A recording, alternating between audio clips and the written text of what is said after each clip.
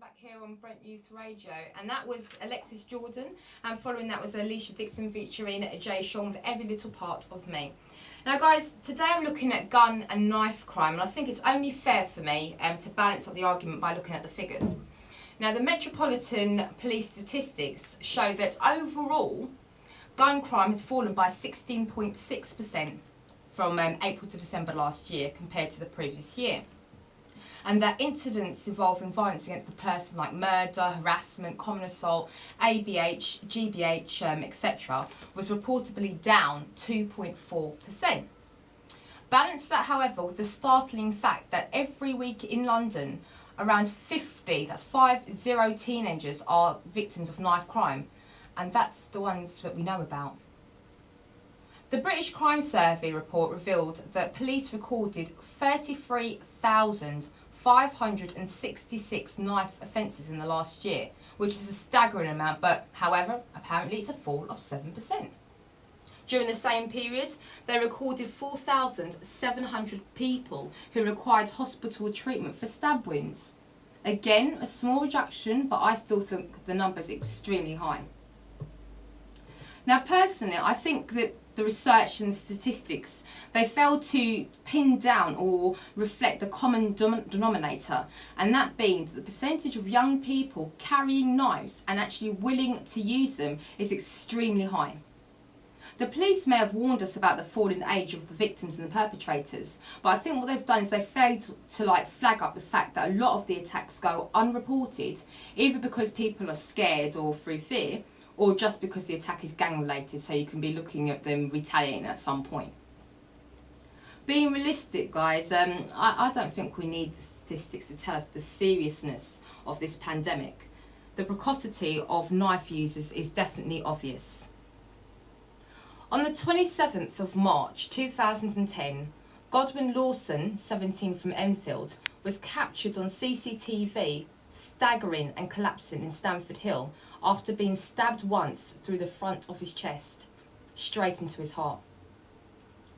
The Oxford United Football and Education Academy student was stabbed when he and a couple of friends were attacked suddenly and without warning by a group of men. Tragically, on the 3rd of April last year, pretty sixth form Alicia Moszer was found face down in a pool of blood. A witness who saw her in Manor Park, East London, said, and I quote, "She was lying face down on the pavement and her hair was covering her face. There was so much blood. She had been fatally stabbed in the neck." Norman Brennan, a police officer and director of the Victim of Crime Trust, said a child is stabbed to death in Britain every 2 weeks, and knife killings apparently outnumber gun homicides 3-1. Which I think is, we obviously give ourselves a little bit of a clap and think, you know what, we're getting somewhere with this.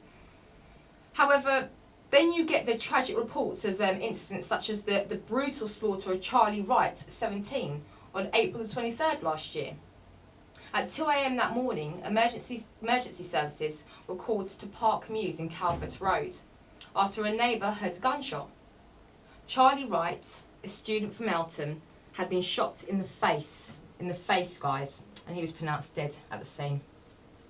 And whilst they say gun crime might be in its rarity, please try telling that to the family of schoolgirl Agnes Sina Inakoju, who was fatally shot on the 14th of April last year when all she went to do was visit the chicken shop with 3 friends. I quote from one of the witnesses, "When someone saw the gun, everyone hit the floor apart from Agnes. With her back to the window, she was confused by the commotion and stayed standing. There was a shot through the glass and the 16-year-old fell backwards, blood streaming from her neck." According to local teenagers, that shot, was aimed at a boy in the takeaway after a stupid tit-for-tat retaliation after a street fight that had occurred earlier on in the week. And that's just it, guys. These boys spend days planning and contemplating, mapping out these stupid revenge attacks without a second thought of the fact they might actually claim innocent lives. Take that into consideration due to the fact that gun ownership, to own a gun, that has actually been outlawed for a period of 10 years now. It's crazy. Right guys, it's time for another little break. And next on my little jukebox, I'm going to bring you Cheryl Cole. The track's called promise this, and after that I'm going to bring you Nicole Skirchinger. I know I probably said that wrong, sorry Nicole. And the track is called Don't Hold Your Breath. So keep it locked here on Brent Youth Radio.